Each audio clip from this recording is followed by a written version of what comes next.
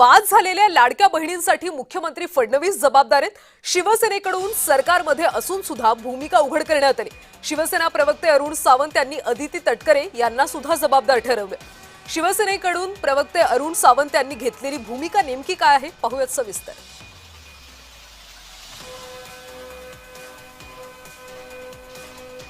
तर बाद झालेल्या लाडक्या बहिणींसाठी मुख्यमंत्री फडणवीस जबाबदार आहेत असं अरुण सावंत यांनी म्हटले। सोबतच यासाठी त्यांनी अदिती तटकरे यांना सुद्धा जबाबदार धरवले।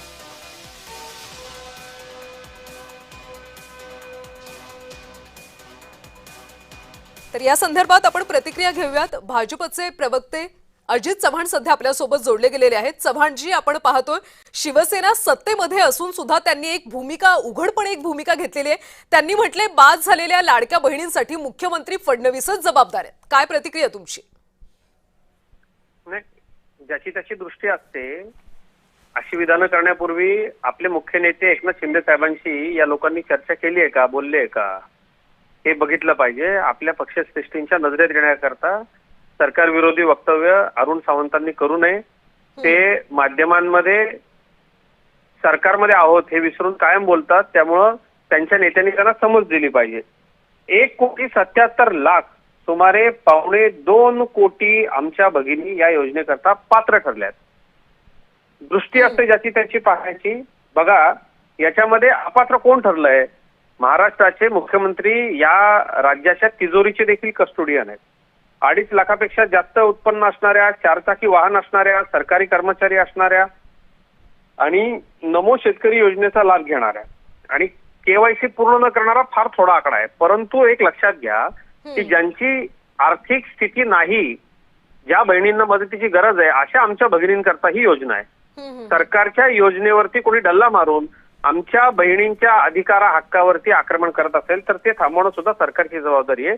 ज्या आमच्या भगिनी पात्र ठरल्या आहेत 1,77,00,000, बघा, सरकारी नोकरी असली तरी सरकारकडनं पैसे घ्यायचे, आपलं उत्पन्न जास्त असलं, आपल्याकडे 4चाकी गाडी असली, चांगलं घर असलं, हे पैसे कोणासाठी आहेत?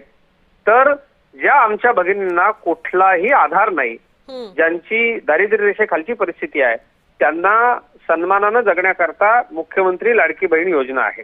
त्यामुळे या योजनेमध्ये कोणी घुसखोरी केली असेल तर ती तपासून त्या घुसखोर मंडळींना, जे सरकारचे पैसे म्हणजे टॅक्सपेअरचे पैसे फुकट घेत आहेत, त्यांना थांबवणं ही सरकारचंच काम आहे।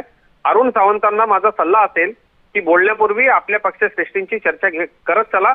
अशा पद्धतीनं सरकारच्या विरोधामध्ये जर सत्ताधारी पक्षाचे प्रवक्ते विधानं करणार असतील तर याची तक्रार मी माझ्या नेत्यांमार्फत माननीय उपमुख्यमंत्री एकनाथ शिंदे साहेबांकडे निश्चितपणे करेन। चव्हाणजी, अरुण सावंत यांनी आपल्या ट्विटमध्ये स्पष्टपणे म्हटलेलं आहे की उपमुख्यमंत्री एकनाथ शिंदे याला जबाबदार नाही। अर्थ खातं तुमच्याकडे, मग आर्थिक नियोजन का नाही होते? ताई, एक गोष्ट आपण लक्षात घेतली पाहिजे की सरसकट शासनाचा पैसा कुणालाही आपण वाटू का? आपण कुणासाठी ही योजना केली होती? ज्या भगिनी आपल्या याच्याकरता पात्र असतील।